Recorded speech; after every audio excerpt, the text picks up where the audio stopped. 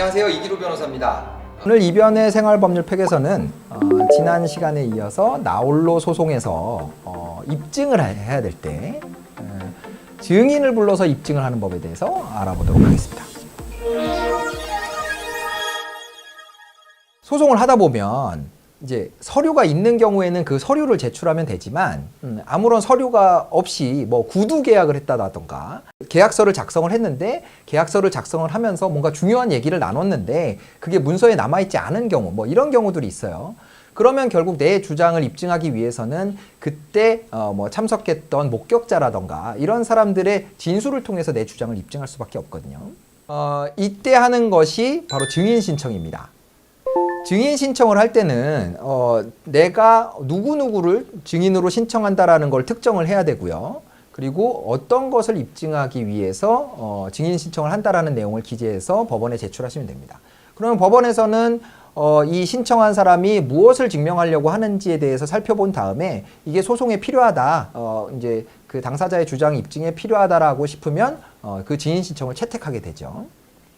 이렇게 증인 신청을 할 때에는 그 증인을 소환하는 방식에 따라서 소환 증인, 대동 증인 이렇게 두 가지로 분류가 되는데요. 소환 증인이라는 것은 내가 그 사람과 연락이 되지 않거나 데리고 올 수 없는 상황일 때 법원에서 소환장을 보내서 증인으로 출석하게 해달라라는 그런 증인이 되는 거고요. 대동 증인은 나랑 뭔 친분 관계가 있다거나 연락이 닿는 사람이기 때문에 내가 데리고 오겠다라고 해서 신청하는 증인 신청 방식입니다.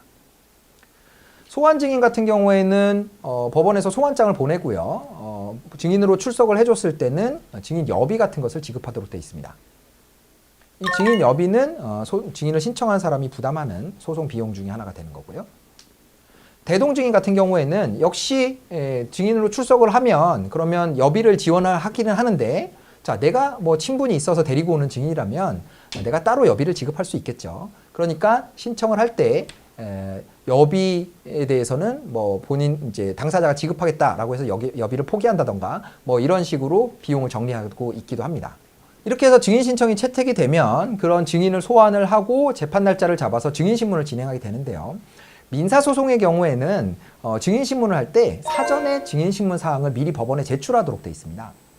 물론 증인 신문 사항을 미리 제출을 하면 상대방이 이걸 알아보기 때문에 뭐 제출을 하는 것이 꺼려질 수도 있는데 만약에 사전에 내가 증인신문 사항을 제출하지 않았고 그리고 상대방이 그 부분에 대해서 이의를 제기하게 되면 그러면 당일에 예정돼 있던 증인신문이 취소가 되는 그런 경우가 발생할 수가 있어요.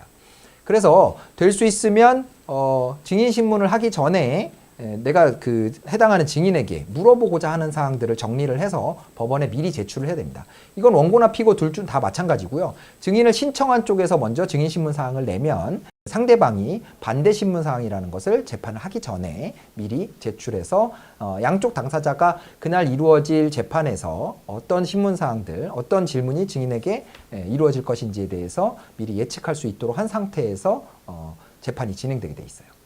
이렇게 재판에서 증인신문을 할 때는 먼저 증인 신청을 한 쪽에서 주신문이라는 걸 해서 쭉 질문을 하게 되고요. 그리고 상대방 쪽에서 반대신문이라고 해서 주신문이 끝난 다음에 반대신문을 할 수 있는 기회를 갖게 됩니다. 그리고 경우에 따라서는 재판부에서 궁금한 사항이 있을 때 증인에게 물어보기도 하고요.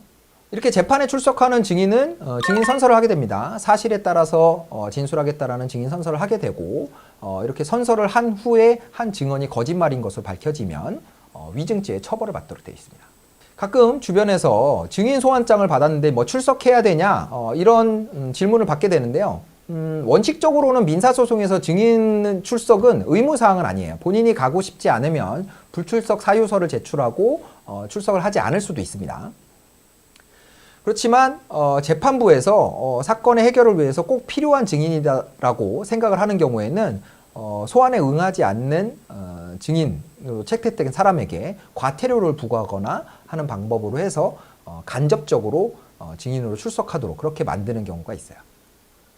그래서 내가 만약에 누군가의 사건의 증인으로 소환이 됐다라는 소환장을 받았다라고 했을 때는 될 수 있으면 가서 협조를 해주시는 게 좋고요.